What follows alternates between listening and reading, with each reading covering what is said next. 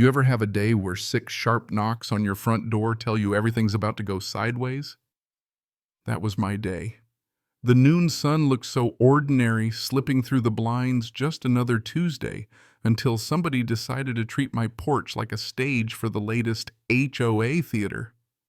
I edged over to the window, pulled the curtain up an inch, just enough to see 3 police officers standing on my steps. Uniforms, stiff pistols drawn, and every single barrel pointed right at my chest. Behind them, the squad cars blinked red and blue all over my old maple tree. And then there's Kimberly Hall, HOA president and queen of the block, leaning against her car, folder in hand, smug smile plastered on like she'd just won the lottery. Let me tell you, the way Kimberly looked at me, it was like a cat eyeing a mouse. She already knew she was going to eat. "Mr. Walker," she called out real sweet and syrupy, making sure every nosy neighbor in earshot heard. "For the safety of our community, please step outside."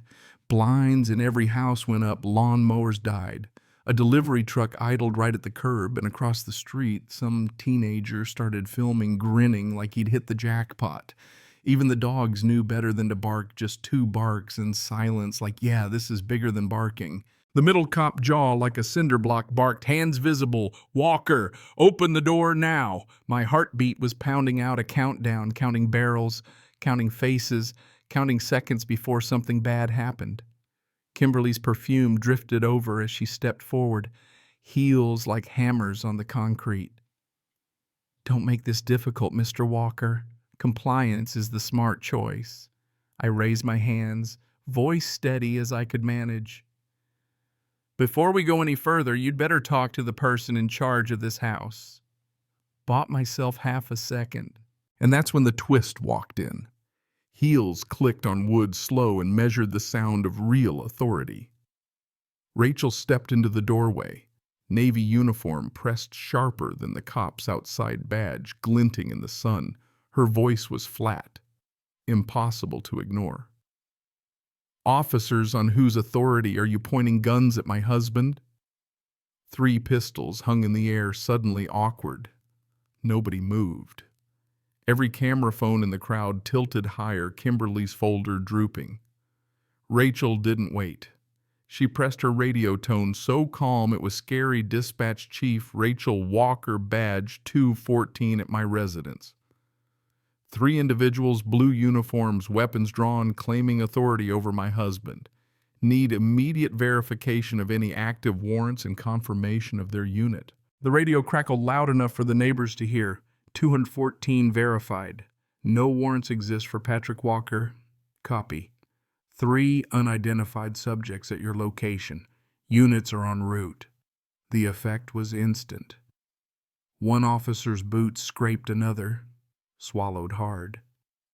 The crowd stiffened. That teenager's grin faded just a little.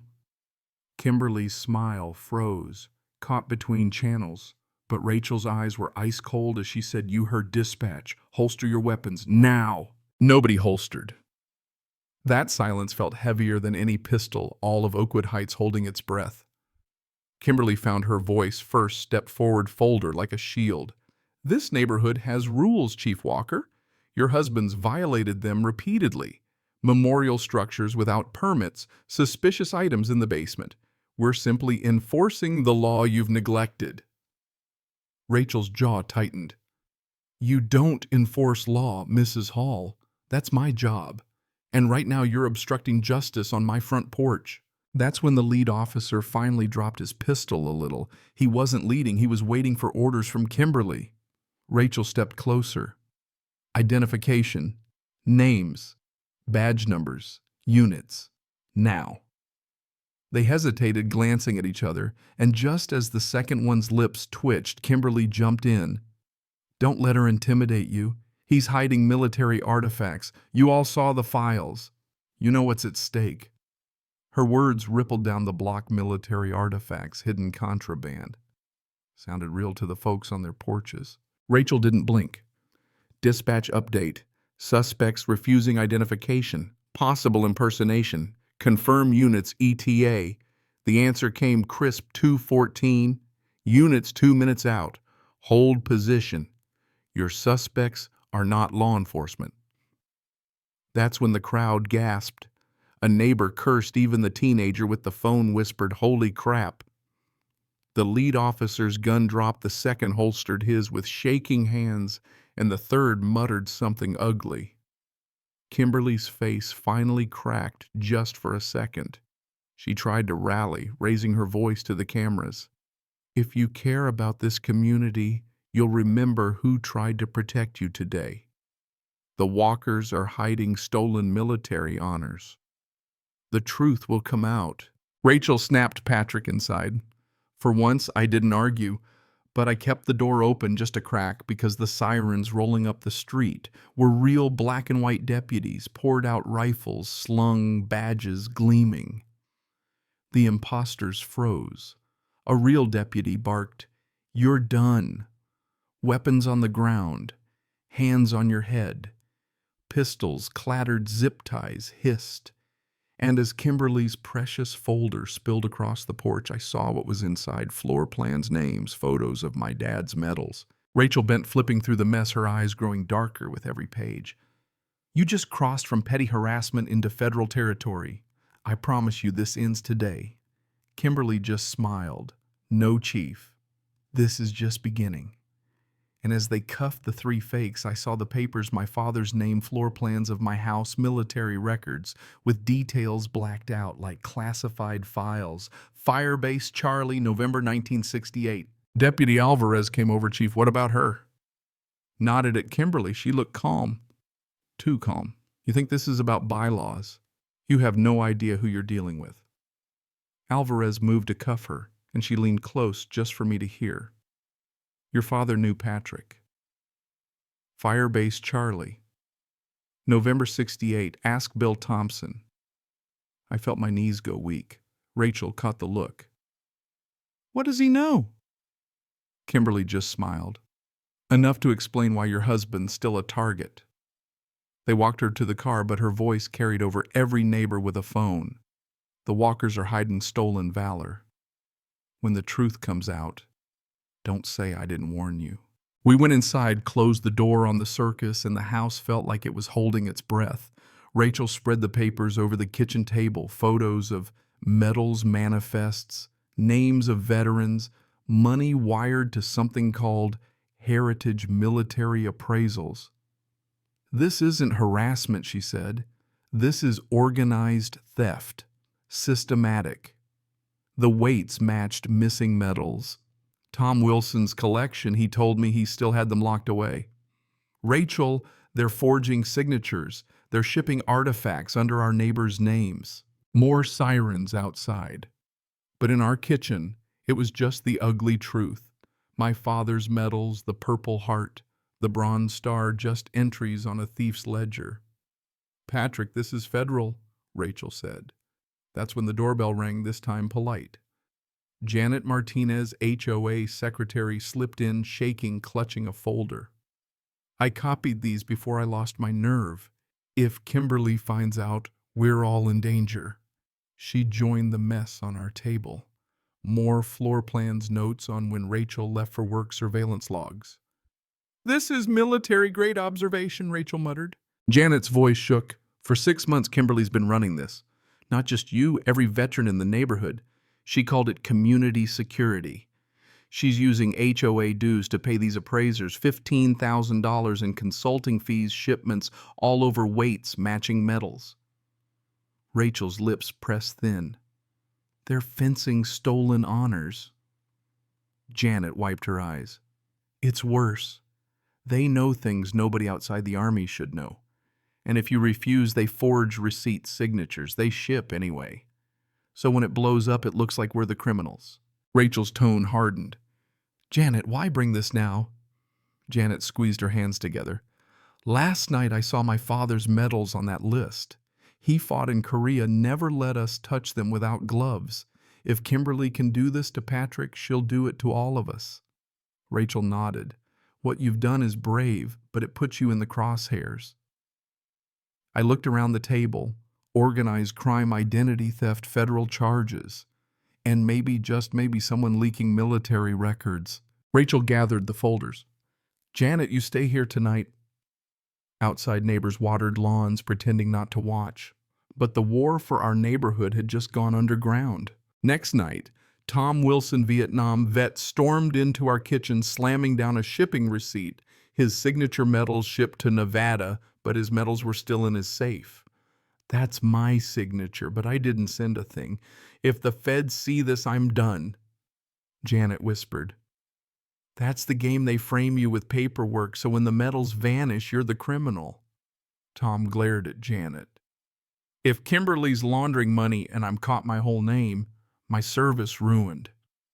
Rachel was cool as steel.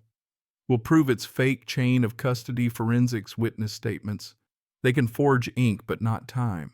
As Tom left, Rachel held the forged receipt to the light. They've crossed a line, and now it's war. Oakwood Heights looked peaceful, but under the bug lamps and sprinklers, something rotten crept. Janet slipped me a note, HOA emergency session, closed doors. I watched from the shadows through a cracked window.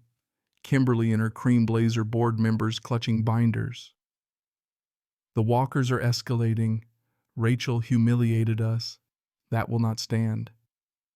Phase 2 begins now. Signatures for 4 properties. By the time anyone challenges the medals will be long gone and our hands stay clean. The floor creaked under me. Kimberly snapped her head around. Loose ends are dangerous. Janet's a liability. I want eyes on her house. I hurried home, heart pounding, told Rachel everything. She's not just bold, Rachel said. She's reckless. And that makes her dangerous. Janet's face went white. Rachel's eyes steeled.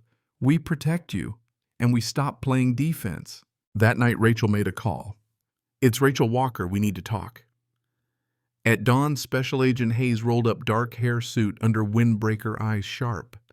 She listened, scanned every page. When she hit Firebase Charlie, November 68, she frowned. Classified operation. Whoever pulled this has access to restricted files.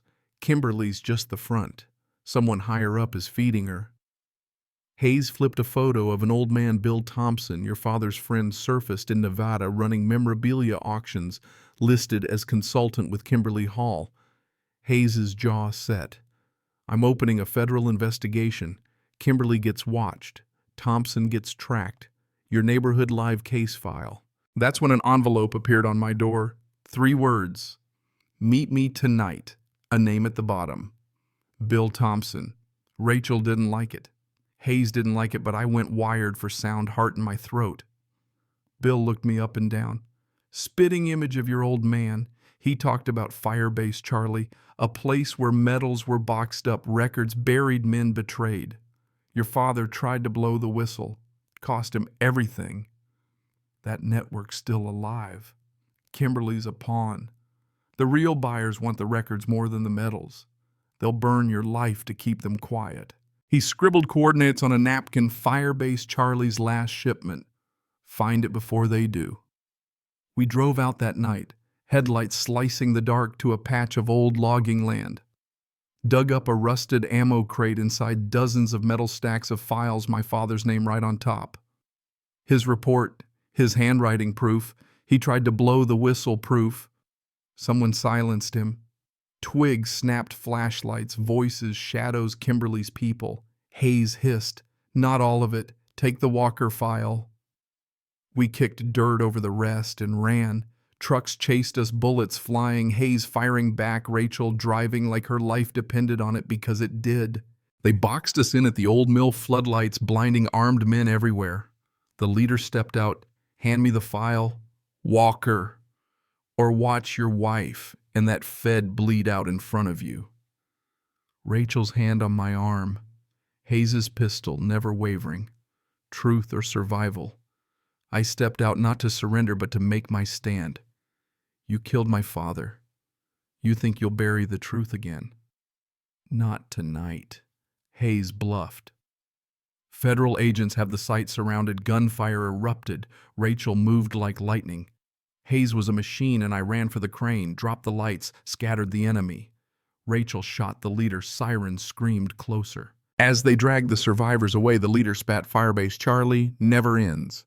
Your father learned that. So will you. That night, clutching my father's battered file, I knew we'd won a battle, not the war. The shadow from Vietnam still stretched across my life, and the real fight for truth and justice in Oakwood Heights was only just beginning. So tell me, if it were you, would you dig up the past, knowing the whole machine might come after you? Would you fight for your father's honor, even if it meant risking everything? Drop a comment, share your take. I want to hear where you stand, because justice out here isn't something you wait for. It's something you fight for, one secret at a time.